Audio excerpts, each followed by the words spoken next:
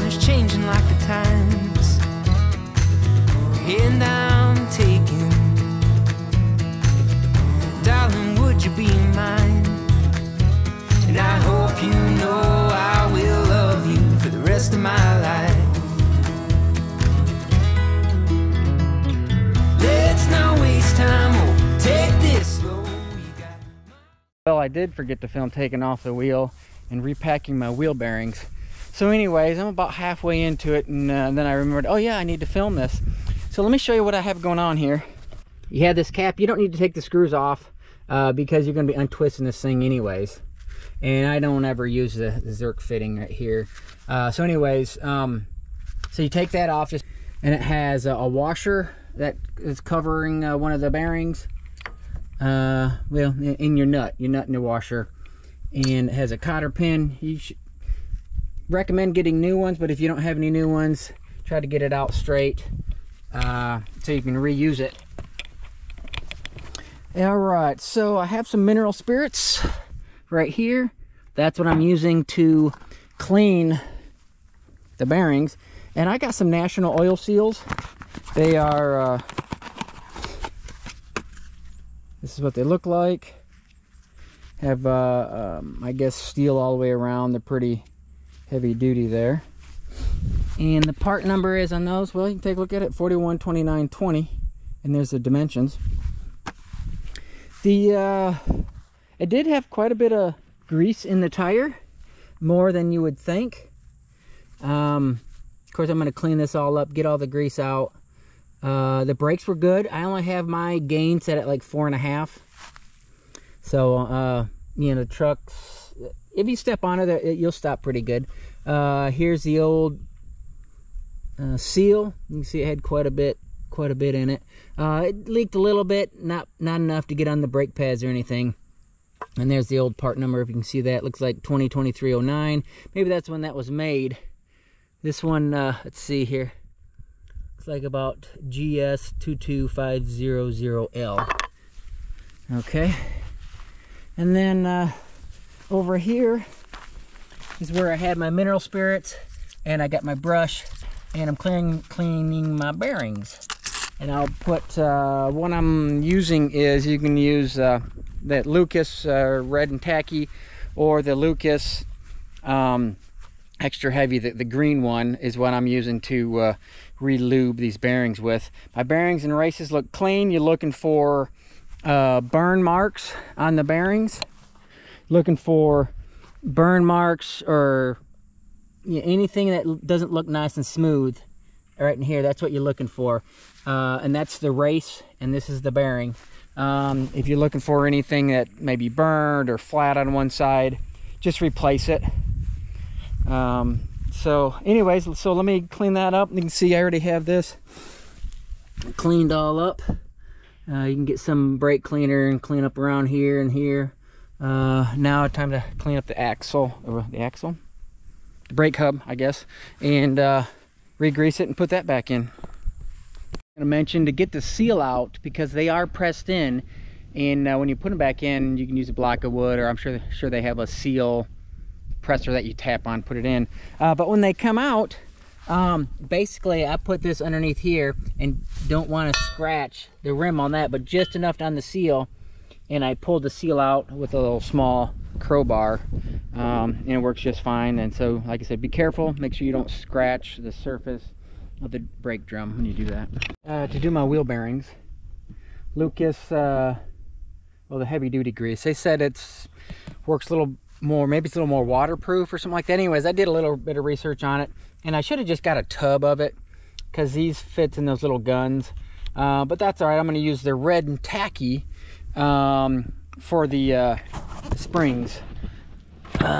These guys right here, this Zerk fittings on the other side, so that's what I'm going to use the red and tacky for, and then I'll just use the other grease on that. So all right, well, I got this cleaned up. That's all cleaned up. Looks good. I have a bearing packer. What you can do is put some grease in your palm of your hand and just kind of work it in like that until it start squishing out on this side right here.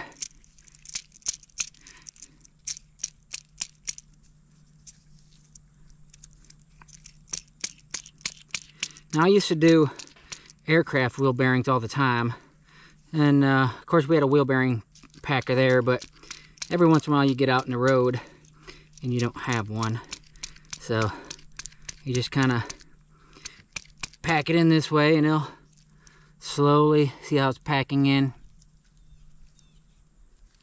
you'll start squeezing through there.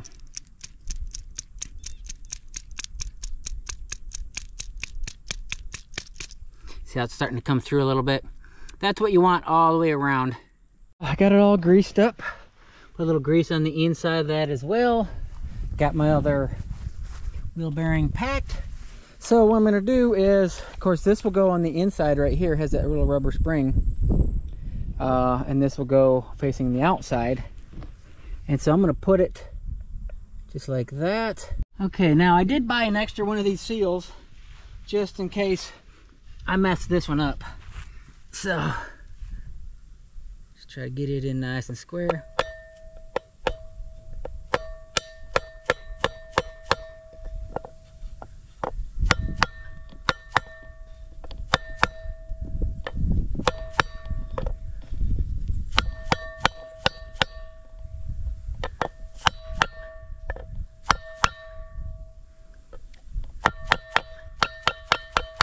Good.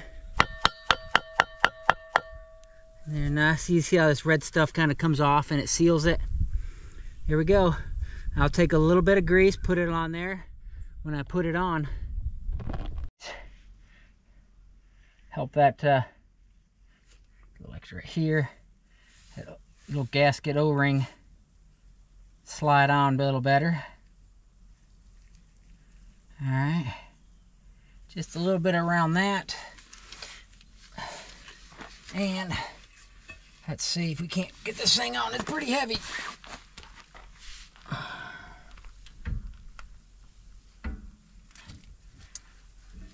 Oh, no. There we go. Oh, my glove got caught in there a little bit. That's all right.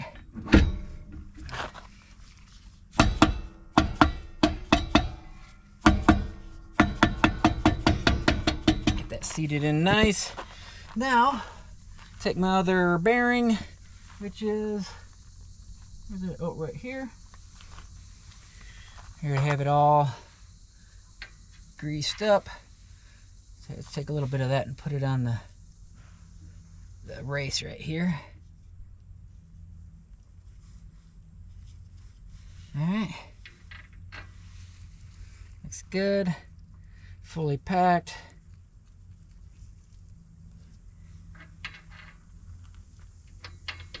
There, right there.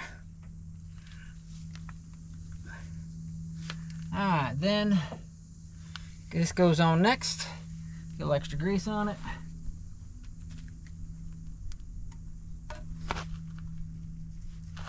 Grease it up. Then a nut with if I put my cotter pin in there. Now I'm going to tighten it down. And then I'm going to back it back off, so this should spin pretty easy. So let's do that. Pretty good, and now I'm going to loosen it a little bit. Let's try that right there. Hold on.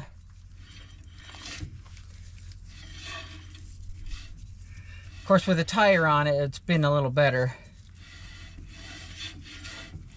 And you don't want any play in it. So now, let's see what it looks like loosened up one more. There. You can hear the brake rubs in there a little bit. It's not from the bearing. So I'll probably go right there, or that's about pretty good right there. So alright, let me go ahead and put the cotter pin in. Here. And it kind of goes a little bit of angle just like that, and bend it over, and you're done. I'm going to go ahead and check the torque on my spring nuts. I'm going to put some anti-seize on the lug nuts, and it'll be done. cotter pin in, bend it over. It's done. But let me go ahead and get a socket and double check the torque on these. Show you one last thing.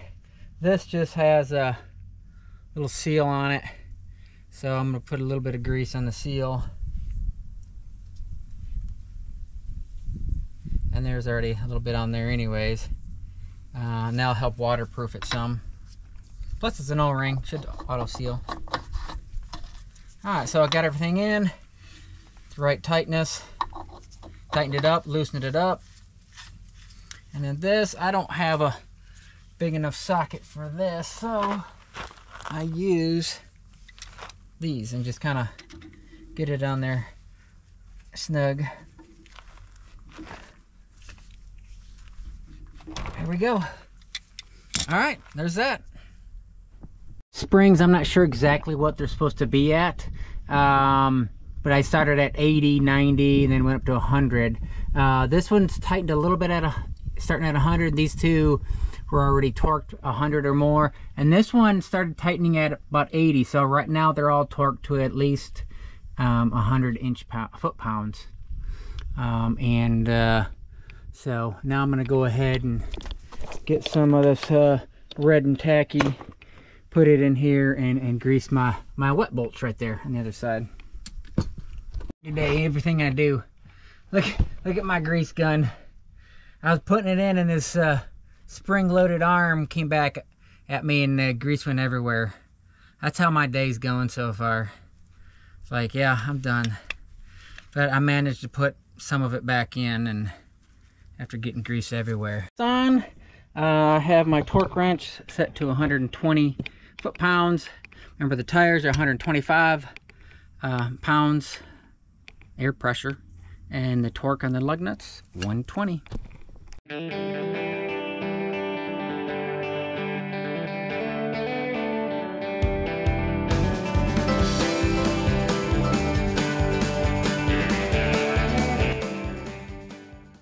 I'm going to do a time lapse. It is, let's see, it is 9:39. 9:39, and I'm going to try to get this done in an hour, which if I do a time lapse, it should take less than a minute. All right, here you go.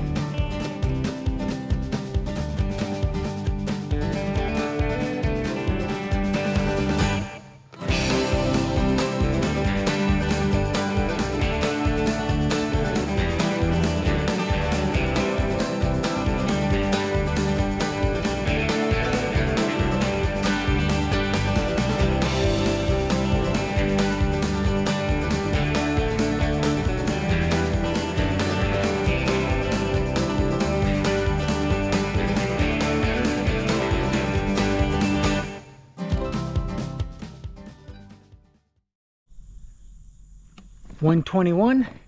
My first tire took about 2 hours to do for the wheel bearings. Second one about 1 hour and 15 minutes.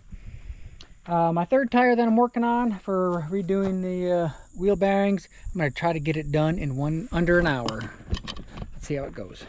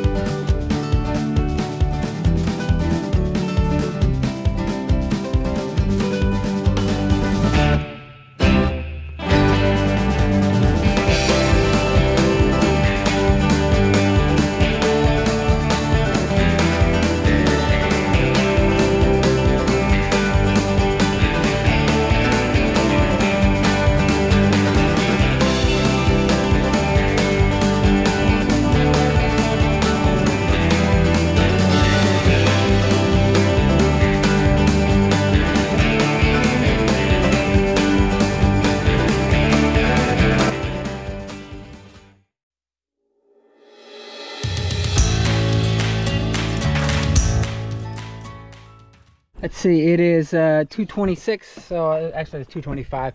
So that one took 1 hour and 5 minutes to do that wheel bearing. And most of the time takes just cleaning the old grease off. And of course I don't have a wheel bearing packer, so that takes a little bit of time. But other than that, better than paying $200 an axle to have it done. Anyways, one more tire to go. Let's see if I can't get it under an hour. I know this might be boring for you, but it's kind of fun timing myself.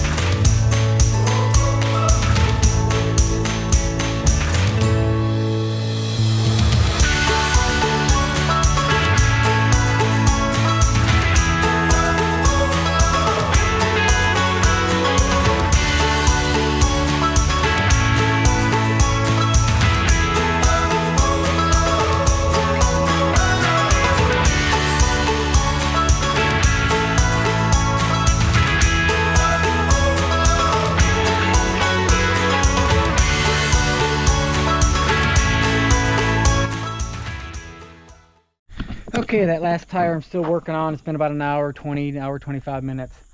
What happened is, I don't know if you saw it on the time lapse, this seal right here, they put too much grease in it, so then I had to spray all around here and take some you know, rough it up on the wheel brake liners and your electric magnet there.